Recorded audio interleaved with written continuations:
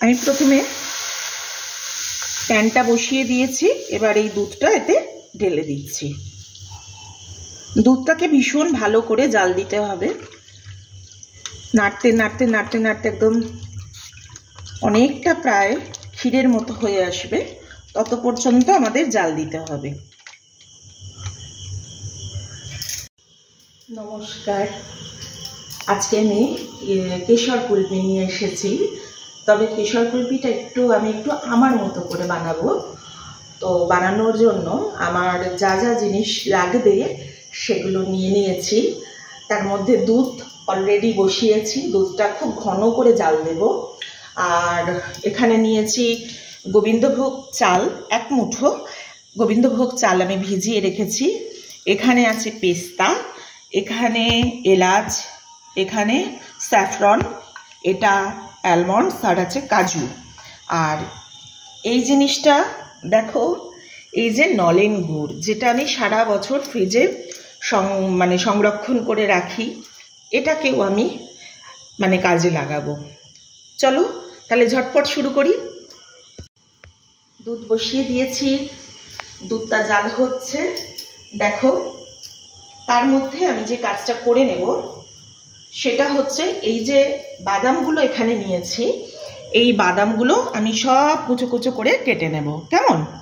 চলো সেটা আগে করে নিই।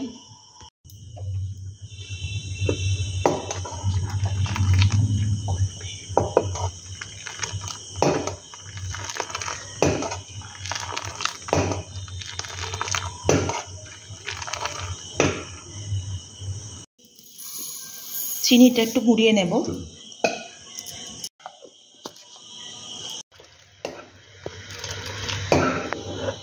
দুধটা খুব ভালো করে কিন্তু 1 লিটার দুধ 500 মতো হয়ে যাবে ফুটে, তবেই খুব ভালো জমবে এটা। আর ক্রমাগত নেড়ে যেতে হবে, তা নাহলে কিন্তু এই যে এরকম এই সাইডে এরকম যেরকম লেগে যাচ্ছে ওরকম লেগে যাবে। আবার এটাকে আবার এই হাতার সাহায্যে ঠিক করে আমি চিনিটাতে মিশিয়ে দেবো। এবার চালটা মিক্সিতে বেটে নেব, বেটে নিয়ে ফিরে আসছি।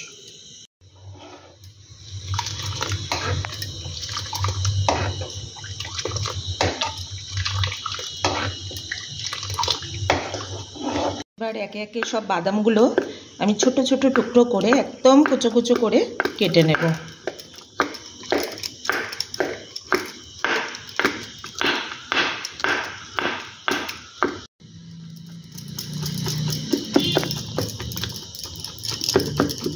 একদম ছোট ছোট করে টুকরো করে নেবেন।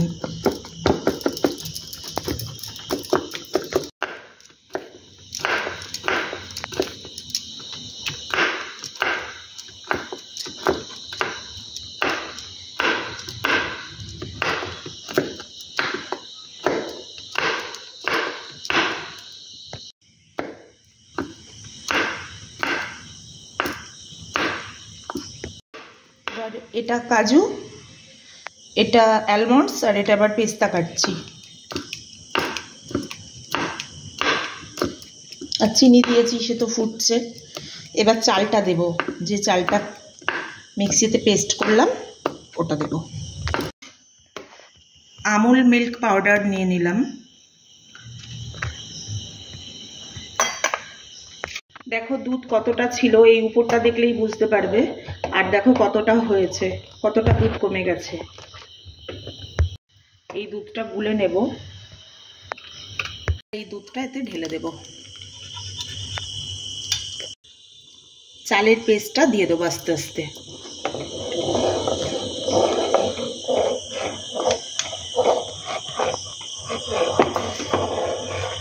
নিচ্ছি, ছাড়িয়ে এবার এইগুলোকে গুঁড়ো করে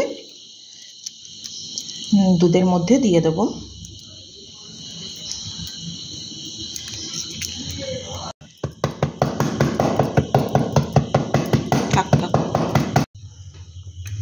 দেখো চালের যেই পেস্টটা দিলাম তার জন্য এবার এটা কতটা ঠিক হয়ে গেছে। এবার আমি এতে বাদামগুলো আস্তে আস্তে মিশিয়ে দেব।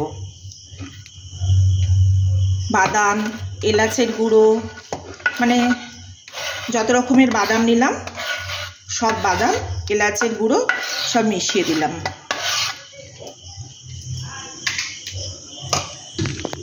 আর আমি গ্যাসটা অফ করব, করে এটা নামিয়ে নেব।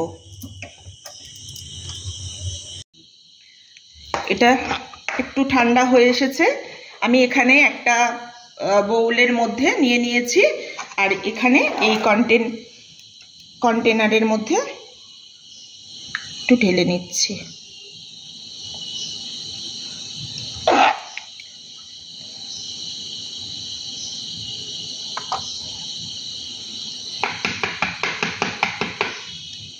এত সুন্দর গন্ধ এসছে।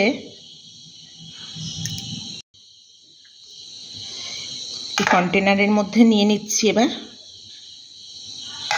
এত সুন্দর গন্ধ না, থাকা যাচ্ছে না মনে হচ্ছে এখনই। এবার আমি উপর দিয়ে এই নলেন গুড়টা দিয়ে দিলাম, এই আইসক্রিমের কাঠি। ব্যাস, দেখো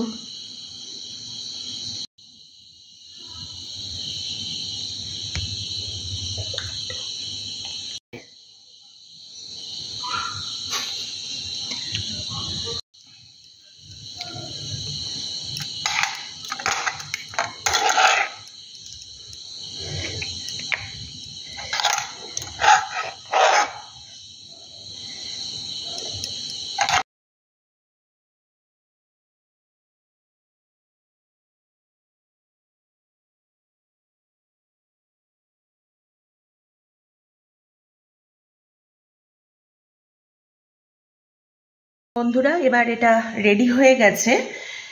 এবার এটা ফ্রিজে রেখে দেবো, তারপর দেখা যাক খেয়ে কেমন হয়েছে। চলো এটা ফ্রিজে রাখি।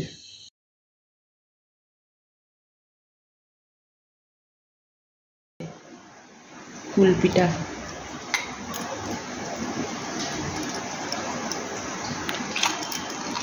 এই দেখো,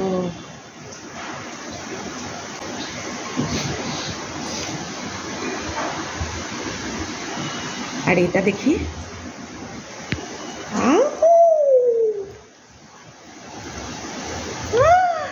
দারুণ জমেছে। দেখছো, এইভাবে বানিয়ে নেবে কেমন। আজ তবে আসি, টাটা, সবাই ভালো থেকো।